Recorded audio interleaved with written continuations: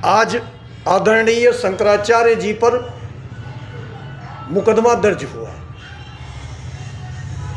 नरेंद्र मोदी जी और अमित शाह जी दोनों लोगों से मेरा सवाल है, जब देश की गोल्ड मेडलिस्ट महिला पहलवान बैठी हुई थी जंतर मंतर पर और 3 महीने तक लगातार वो मांग करती रही कि उनके साथ गलत हुआ, तब कहाँ थे आप लोग? तब उत्तर प्रदेश का ही मामला था, सांसद जी उत्तर प्रदेश के ही थे, योगी आदित्यनाथ कहाँ थे? लेकिन कोई बात नहीं, मुकदमा दर्ज हुआ। मुकदमा अगर आरोप लगा है तो मुकदमा दर्ज होना भी चाहिए, ठीक हुआ। लेकिन आ जाओ और आगे की बात करते हैं। मुख्यमंत्री आदित्यनाथ योगी जी को ब्राह्मणों से इतनी नफरत है क्योंकि इनकी दुश्मनी हरशंकर तिवारी से सर्वविदित है, पूरा प्रदेश जानता है। अब हरशंकर तिवारी की दुश्मनी का बदला योगी आदित्यनाथ पूरे प्रदेश के ब्राह्मणों से निकाल रहे हैं। जितने ब्राह्मणों को गुंडा बताकर मारा गया, उनकी हत्याएं की गई, उनके परिवार का नाश कर दिया गया। जैसे खुशी दुबे 3 दिन की ब्याता को जेल में डाला गया। क्या गलती थी खुशी दुबे की? क्या गलती थी सियाराम उपाध्याय की, जिनको पीट पीट कर मार डाला गया? घनश्याम तिवारी के हत्यारे को क्या सजा दिया तुमने? अनिल द्विवेदी हमीरपुर क्या सजा दिया? क्या कार्यवाही हुई? कितना कंपेंसेशन मिला उनके परिवार को? आदर्श उपाध्याय के परिवार को क्या दिए? जिप्पी तिवारी का लड़का क्यों मारा गया? कमलेश तिवारी की हत्या किसकी सरकार में हुई? कोई जवाब नहीं है और योगी जी से तो कोई उम्मीद भी नहीं है, क्योंकि इनको ब्राह्मण दुश्मन दिखाई देता है। अब आते हैं ब्रजेश पाठक पर, और ब्रजेश पाठक सहित जो 40 चूहे निकले थे बिल से निकले हुए थे 40 चूहे, और वो 40 चूहे एक चौधरी के डांटने पर फिर वापस बिल में घुस गए। वो छोटे छोटे 12 साल 14 साल के ब्राह्मण बटुकों की पिटाई पर भी नहीं निकले। 70 साल के ब्राह्मण बुजुर्ग संत की पिटाई पर भी नहीं निकले वो 40 चूहे। और इसी कुल में पैदा हुए, ब्राह्मण कुल में पैदा हुए शंकराचार्य जी को लगातार आदित्यनाथ योगी की सरकार में अपमानित किया गया। और यहां तक इस भाजपा सरकार के इशारे पर उन पर बेहद निंदनीय मुकदमे में उनको फंसाया जा रहा है।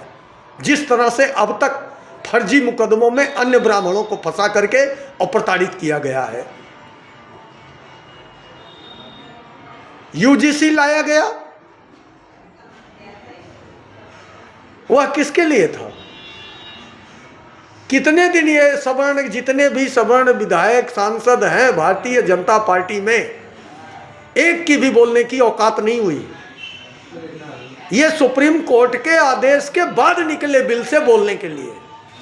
बहरहाल ये अलग विषय है, इस पर हमें चर्चा नहीं करना चाहिए।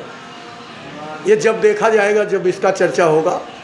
अभी बात अपने कुल की, अपने समाज की, अपने ब्राह्मणों की कर रहा हूं। अब ब्रजेश पाठक निकलते हैं डर के मारे, कांपते हुए, योगी जी के डर से कांपते हुए ब्रजेश पाठक निकलते हैं। जब इनको पता लगता है कि ब्राह्मण अब हमारा साथ छोड़ देंगे, हमारी कुर्सी चली जाएगी, तो इधर गिरूं तो कुआं है, इधर गिरी तो खाई है, तो कम गहराई की खाई में ही कूद जाऊं। तो ये कम गहराई की खाई में कूदने आए थे बटुकों का सम्मान करने। लेकिन ब्रजेश पाठक जी, उन बटुकों का क्या हुआ जो जिनको लात जूते मारा गया, जिनकी सिका उखाड़ी गई,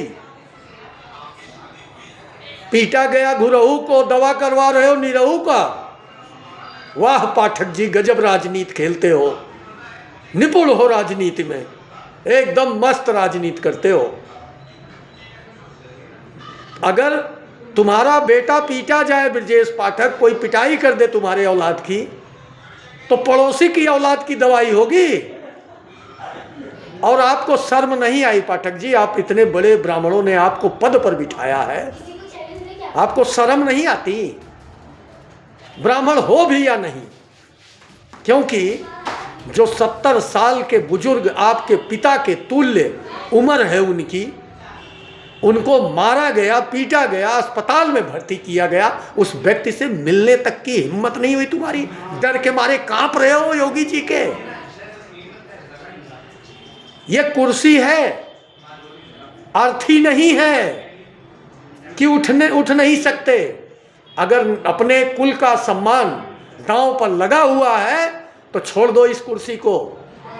हम जनता हैं, हम फिर कुर्सी तुम्हें दे देंगे, फिर जीत के जाओगे।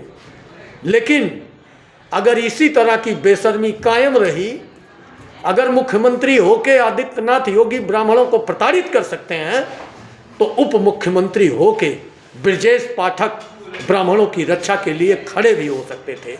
लेकिन डर के मारे कांप रहे ब्रजेश पाठक की हिम्मत नहीं हुई।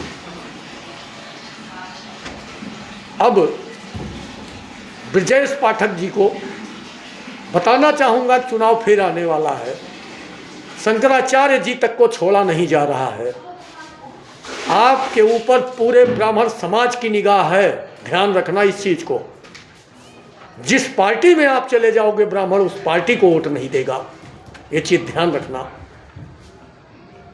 ब्राह्मणों को केवल अगर गुस्सा है तो उन 40 चूहों से और ब्रजेश पाठक जी से, और किसी से कोई नाराजगी नहीं है।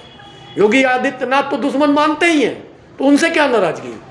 इन्होंने उत्तर प्रदेश की राजनीति करके ब्राह्मण और ठाकुर में दुश्मनी पैदा कर दी। ये कभी था नहीं, ब्राह्मण और क्षत्रिय एक साथ उठते बैठते थे, लेकिन आदित्यनाथ योगी ने ब्राह्मणों और क्षत्रियों को एक दूसरे का दुश्मन बना दिया। अब ब्रजेश पाठक जी, आप अगर इस्तीफा नहीं दे देते हो तो आप जिस विधानसभा से लड़ोगे पूरा ब्राह्मण समाज विरोध करने, गांव गांव में गली गली में प्रचार करेगा तुम्हारे विरोध में ब्राह्मण समाज। ये ऐलान है, बहिष्कार तुम्हारा होगा, राजनीतिक बहिष्कार, पारिवारिक बहिष्कार। अगर किसी भी ब्राह्मण के दरवाजे पे जाओगे पानी नहीं देंगे हम लोग तुम्हें।